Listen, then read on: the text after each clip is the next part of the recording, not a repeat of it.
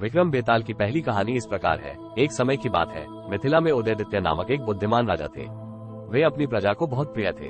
उनकी प्रजा उन्हें उनकी दयालुता, समानता तथा न्यायप्रियता के लिए बहुत पसंद करती थी। राजा की रूपमंजरी नामक एक पुत्री थी जो बहुत ही बुद्धिमान तथा सुंदर थी।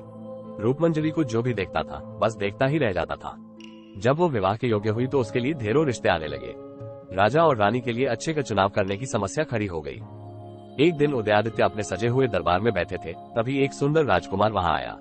आदर पूर्वक अभिवादन कर वो बोला, मैं कलिंग का राजकुमार हूँ और राजकुमारी से विवाह की इच्छा लेकर आया हूँ। राजा ने कहा, मैं तुम्हारी इच्छा का सम्मान करता हूँ। कलिंग हमारा पड़ोसी और मित्र राज्य है। तुमसे राजकुमारी का विवाह करने से हमारे संबंध और भी गहरे बन जाएंगे। तुम राजवंश के भी हो, परंतु तुममें ऐसी कौन सी विशेषता है जो तुम्हें दूसरों से अलग करती है? राजकुमार बोला, महाराज, मैं एक योद्धा हूँ और बहुत अच्छे गुरुओं के द्वारा युद्ध विद्या में पारंगत हूँ। मैं अपने देश की सेना का सेनापति हूँ और कई युद्ध भी जीत चुका हूँ। राजकुमार की बात सुनकर राजा ने प्रसन्न होकर राजकुमार को अपने महल में राजकीय अतिथि के रूप में राजकुमारी का निर्णय आने तक रुकने के लिए कहा। अगले दिन राजसभा में दूसरा राजकुमार उपस्थित हुआ और राजकुमारी के साथ विवाह करने की इच्छा से बोला, महाराज, मैं जनकपुर का राजकुमार हूँ। मैंने बहुत सारी पुस्तकें पढ़ी हैं और काफी समय से जीवन का सत्य ढूंढ रहा हूँ। ज्ञान की अपूर्व चाह ही मुझे सबसे बनाती है। राजा इस दूसरे राजकुमार से भी बहुत प्रभावित हुआ और उससे अपने महल के अतिथि गृह में कुछ दिन ठहरने के लिए कहा। तीसरे दिन वैशाली का राजकुमार दरबार में उपस्थित हुआ और रूपमंजरी से विवाह की इच्छा से बोला, महाराज, मुझे प्रकृति माँ का वरदान प्राप्त है।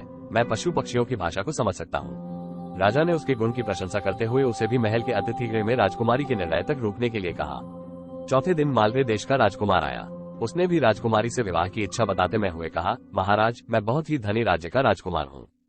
मेरा मानना है कि धन से ही प्रगति होती है। मैं एक व्यापारी हूँ और धन कमा सकता हूँ। चारों राजकुमारों का विवरण सुनकर राजा और रानी अनिर्णय की स्थिति में आ गए।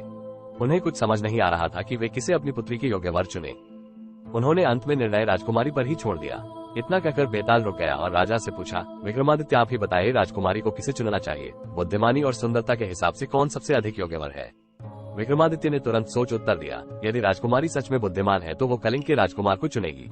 जनकपुर का राजकुमार विद्वान और पढ़ा लिखा तो है, पर अच्छा शासक नहीं बन सकता है। वैशाली के राजकुमार पर प्रकृति माँ की कृपा और वो पशु पक्षी की भाषा समझ सकता है, पर युद्ध की स्थिति में उसका ये गुण किस काम का? और मालवे देश का राजकुमार एक अच्छा व्यापारी तो है, पर राजा बनने के लायक नहीं है।